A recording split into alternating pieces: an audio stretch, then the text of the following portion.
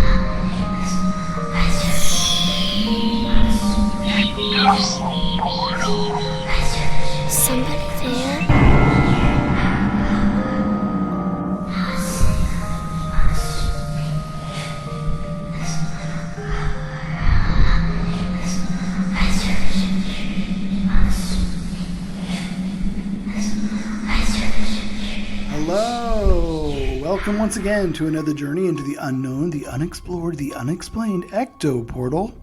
I'm Anthony Anderson, your host, and I'm here with my co-host, Verna Wilson. And we hope you all had a great holiday.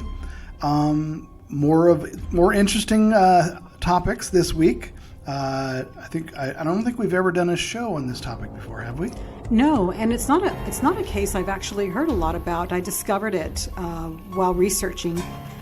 We've all heard of seeing somebody and say, I think I saw your twin. Yeah, that's right. Like I've seen someone who looks exactly like you. Remind me of somebody. Well, this one took it to a whole new level, this story. This is the Emilie Sagee and her invisible twin. Right. So we're going to start out by a common term called doppelganger. And it's used in modern times by people in their everyday language to refer to two people who look similar. Mm-hmm. But that's a misuse of the word in some sense, because the correct definition of a doppelganger refers to an apparition or a double walker of a living person. And it's not just someone that looks like someone else, but a reflection of that person, a duplicate of them, walking around somewhere. Yep. Yeah. And one of the strangest cases of the existence of a doppelganger is from a woman called Emilie Sagee. Her story was first told by Robert Dale Owen in 1860 in his book called Footfalls of the Boundary of Another World. Interesting. Yeah, he heard the story from Julie von Guildenstub, I'm sorry. Guildenstub. Von Guildenstub, yeah. She was the daughter of Baron von Guildenstub, and she attended the elite boarding school Pensionat von Neuwelk in the year 1845, and that's in present-day Latvia. And this is the school which Emilie Sagee was employed in that year. So she was only 32 years old at this point. She was attractive, she was smart, she was well-liked by the students and staff, but however, she'd already been employed in 18 different schools in the past 16 years. Wow. So she didn't... What's wrong with Emily? Right. What's wrong with Emily? We're going to get to that. So this last school, Pensionat von Neuwelk, was her 19th workplace. She's got a resume. She sure does. Slowly it started becoming clear why Emily couldn't keep her position in any one of the jobs for a long time. She had what's called a ghostly twin that would make itself visible to others at random moments. So the first time it was spotted was when she had been teaching a class of 17 girls. She normally had been writing on the board and her back was facing the girl, when out of nowhere a projection-like entity that looked just like her appeared. It stood right beside her, mocking her by imitating her movements. While everybody else in the class could see it, Emily herself could not. So in fact, she never came across her twin, which was just as well for her. It was considered to be an extremely bad omen to see one's own doppelganger. How weird is that? Yeah. I mean, I actually have heard of people's doubles. But you would think the students would go, Miss Sagee, there's someone that looks exactly like you, making standing fun next of to you, you. standing there. Yeah. And I think when the students laugh, she would turn around and go, "What are you laughing at? What are you laughing at?" And they would laugh even more, and she'd turn around to the board. It would continue. That would be unnerving. That would be very unnerving. And also imitating her, too. Yeah. So whoever her double was, she didn't like her.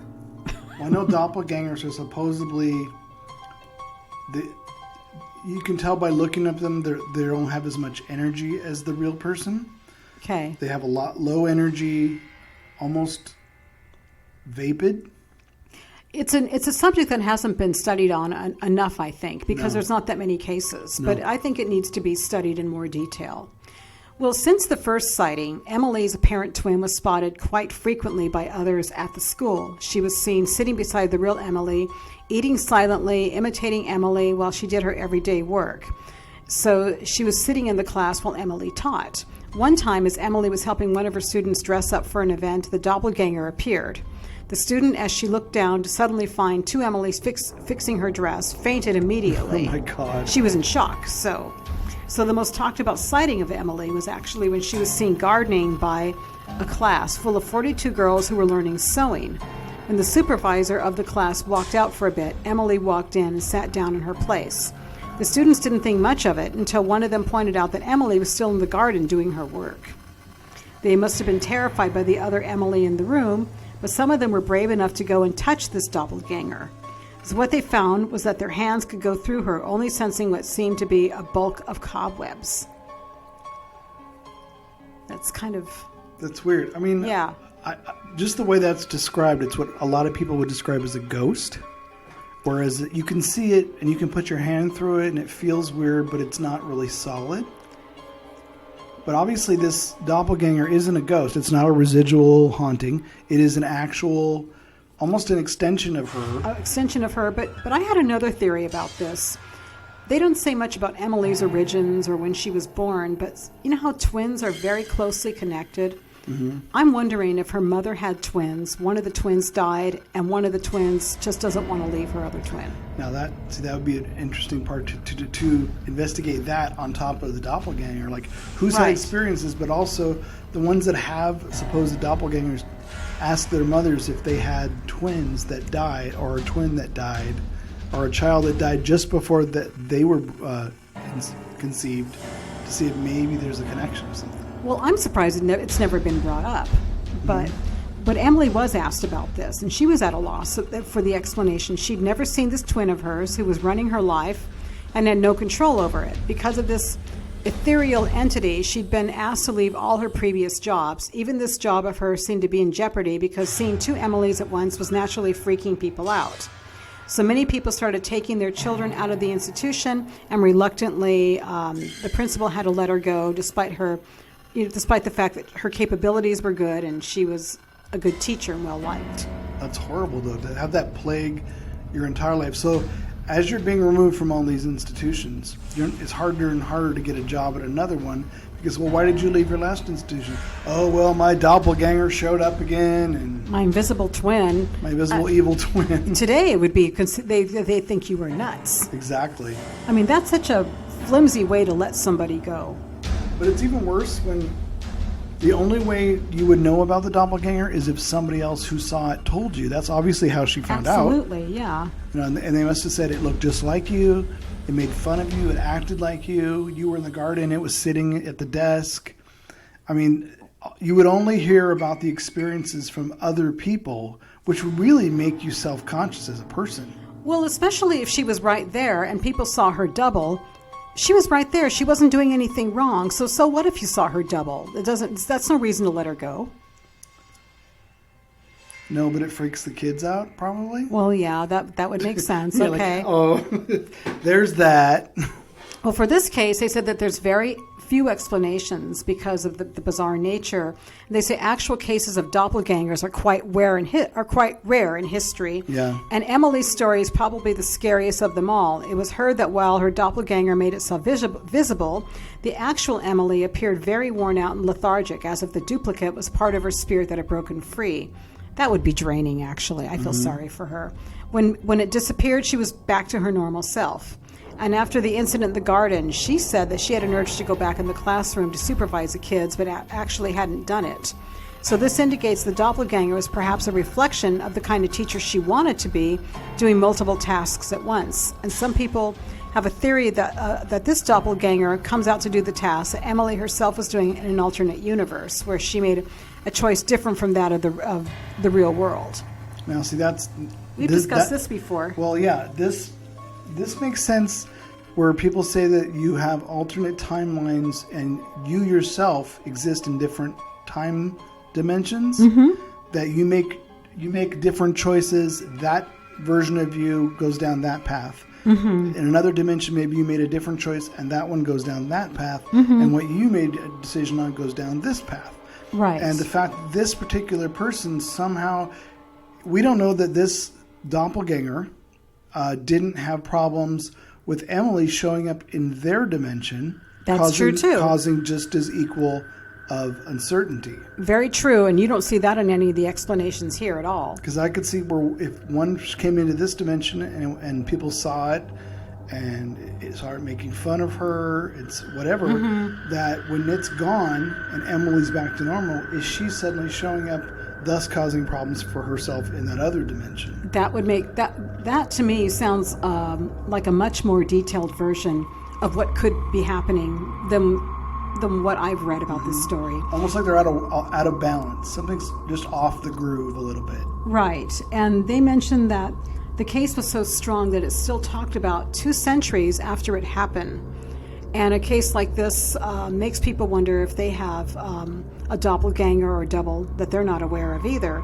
I'm sure we do, but they're not going to come and disrupt. I've never seen one disrupt somebody's present life. They're busy living their own. That's so true. that's this story, and I'd like to find out. I'd like to actually take a look at the book and see if there's more details about this particular case, because I feel sorry for Emilie. I do too. Yeah. Like I said, that's the worst part about it is she didn't see it. Other people did, so she had to take other people's word for it. So what does that say? That are they? I would think, oh, they're making it up. They're making fun of me. They're trying to mess with me. But if people continually did this every one of your 18, 19 jobs, you know something's up. There's something that's around you, and then you think you're self-conscious. It's just me. What would they do about it, though? Well, there's nothing they could do about it. There's nothing they could do, yeah. But imagine, I would be curious if this continued on the rest of her life. I don't know when she died or any of that, but I would be curious if she ever looked into it further or if she had this up until her death. And you know about the schools letting her go? You know, you had to have references to be a teacher back then. Can you imagine every reference saying that this person was let go because their twin was disrupting them? Well, how would you get a job anywhere else? That's what I said. How would you get a job after 19 schools and you've been let go of each one? Right. Or maybe you know what, I think possibly they didn't believe it. They just thought, oh, that's a bunch of rubbish and we'll hire her. And then they realize that I bet you there was a truth to the story. And I bet you that's what happened, though. They probably read it and said, oh, well, you know, these are students, they're kids, they'll say anything. This poor They're girl, being fanciful. She's been through so much, let's just give her a shot. Yeah. And then it happens again. Right.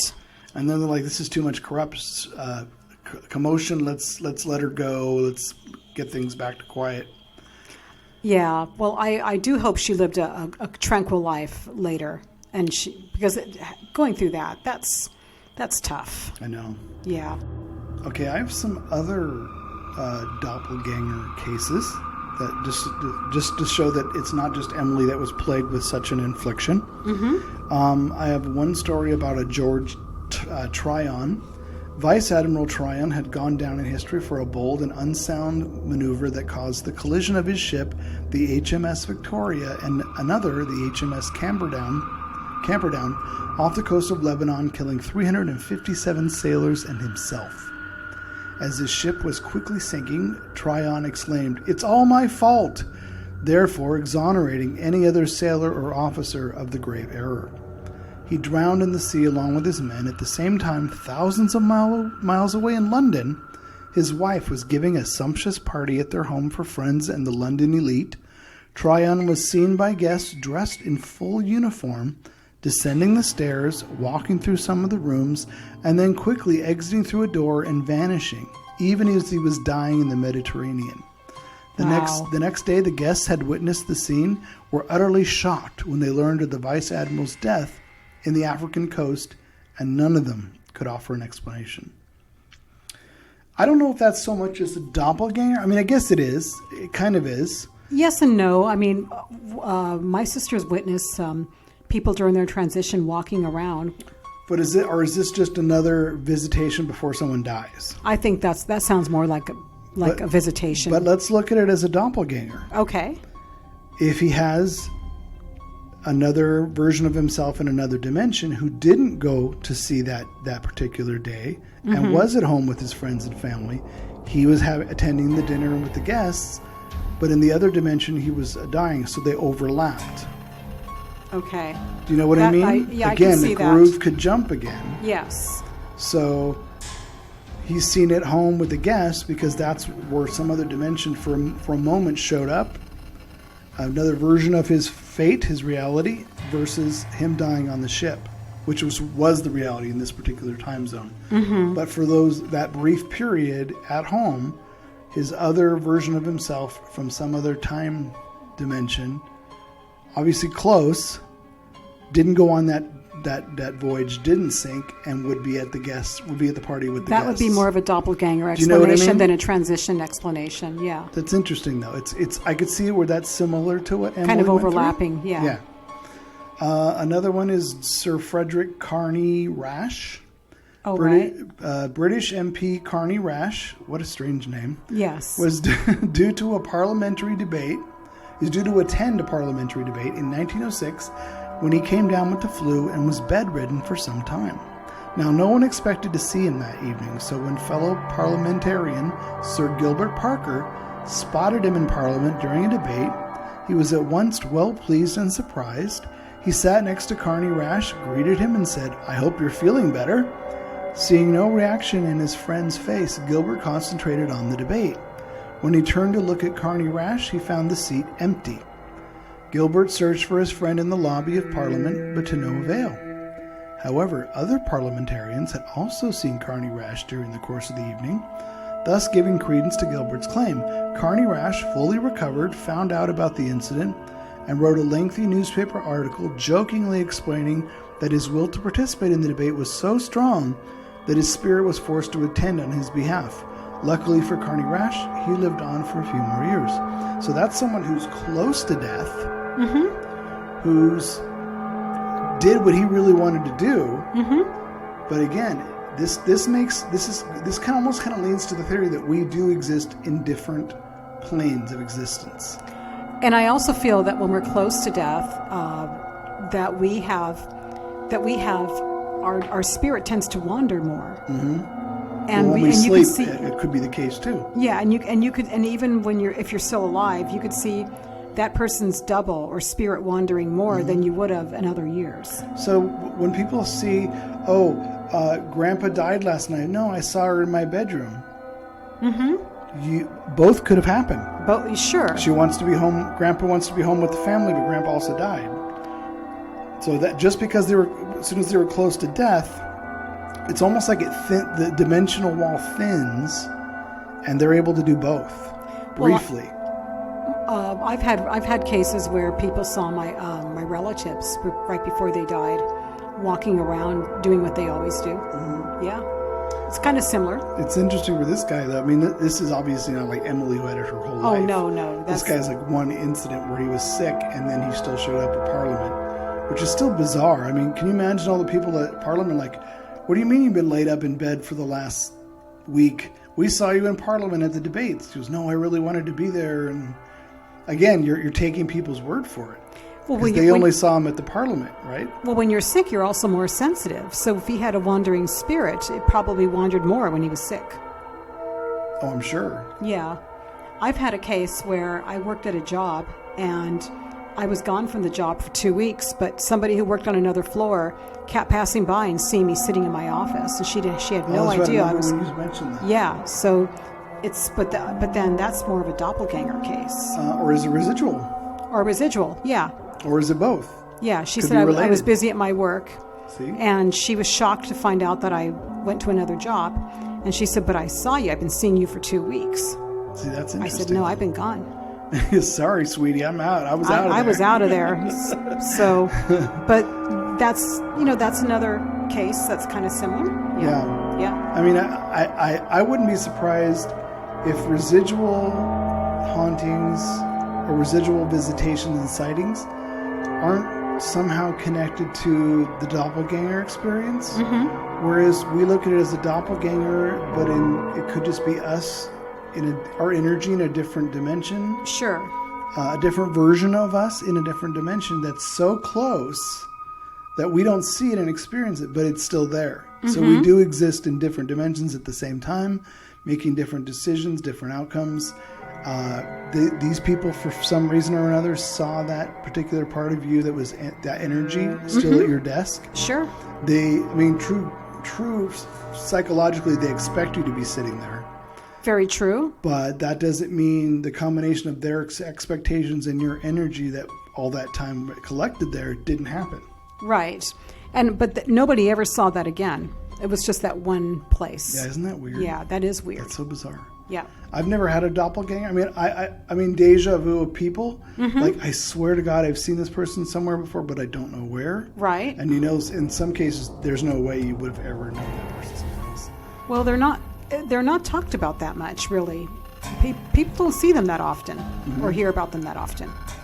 That's why these cases get more attention when they're talked about. Exactly. Yeah. I have one more story about a French novelist. Okay. His name was Guy de Maupassant. French novelist Guy de Maupassant was inspired to write a short story, He, after a disturbing doppelganger experience in 1889. Oh, I've heard of this, actually. While writing, de Maupassant claimed that his body double entered his study, sat beside him, and began dictating the story he was in the process of writing in He? The narrative is told by a young man who is convinced that he's going crazy after having glimpsed what appears to be his body double. For de Maupassant, who claimed to have had numerous encounters with his doppelganger, the story proves somewhat prophetic, and at the end of his life, de Maupassant was committed to a mental institution following a suicide attempt in 1892. Now, the following year he died. It had been suggested that de Maupassant's visions of a body double may have been linked to mental illness caused by syphilis, which he contracted as a young man. Maybe, but maybe he was sick. Maybe he did have syphilis. Again, your body and your energy levels are low. Your You're more doppelganger sensitive. is crossing over from another dimension for that brief period until you're That would dead. make sense. It's almost like when this person's is ill or sick or their energy is low, the appearance of another version of yourself from somewhere else is almost making up for what you're lacking. It's like yin and yang. If I'm sick in this dimension, but I'm very, very energetic over here, if I'm sick, will this one suddenly start to appear to balance? Like a balance, you know what I mean? But it's still, obviously it's not in balance, because otherwise you wouldn't have doppelganger experience. Right. So I think it's a fascinating subject, though. It is. I think it should be talked about more and researched more, really. But yeah, I mean, it would be interesting to get just a bunch of cases from a bunch of people and very, very specifics on what happened, how they were feeling, what they went through, health-wise. Study the qualities of what can happen, what can't happen. Yeah. Study all the different cases. Well, somebody may be doing. If anybody's doing one now, we'd like to hear about it. And all the cases of people who said so-and-so was in the hospital dying, but I swear to God they came home, I had a conversation with them, and then they vanished. You know what I mean? Mm-hmm. Again, it's sort of doppelganger-ish because you're interacting. It's not just a ghost. Mm-hmm. It's a routine conversation with someone who, like I'm using that as an example. Somebody who's in the hospital, but they come home and somebody else has a regular conversation, like, "Hi, what'd you do today?" Oh, blah, blah. But it would be weird because, wait a minute, you're in the hospital. Why are you doing here? But they don't know they're in the hospital. Who knows? Right. I'm just saying, there's lots of stories like that people actually have. Like, oh, what do you mean? So-and-so was here a few minutes ago. They just told me blah, blah, blah. Or someone just called me Again, can doppelgangers make phone calls? Well, my mother, when she was sick in the hospital, her church friends, she claims a couple of them came to visit her, but they couldn't have because one of them was actually sick and his wife was ill too. They were both sick. They were too sick to visit her. Yeah. But she claims they walked in the room, visited her, and then just kind of walked out. They didn't even stay and talk to her. Now, see, So, that's weird. See, that is weird. That implies that maybe a different version of them did sit down and visit with her. Exactly. It's so bizarre. It's very bizarre. We just have no answers for any of that. That one kind of didn't. stuff. Those two didn't interact at all, but she saw them. Yeah, that's... And my mother used to poo-poo things like that before she got sick. See, it's when you start to have experiences of that kind of stuff that you really, you're not so quick to poo-poo everything. You can still be skeptical, but still really think about what's going on around you. Well, Just because you don't see everything and hear all the time and have it right in front of you doesn't mean it doesn't happen. right. When she told me, I thought about, because I knew who she was talking about, but I didn't know them hardly at all. But I thought, I don't know. Last I heard they were ill and they're too sick to visit her. And I thought, what's she going on about? But it makes sense now. Probably doppelgangers, probably thinking about her. Yeah? Yeah. And she was sensitive enough to catch it. Yep, exactly. Yeah. That's interesting. Okay, there's another episode for you folks. Interesting, fascinating topic, though. I've never really thought much about doppelgangers a whole lot, but I'm starting to see similarities in what could be other paranormal experiences. Yeah, we've covered a lot on this very scarce subject, I think. I think so, too. Yeah. All right, folks, until next week, we'll see you then. Bye. Bye. See you then.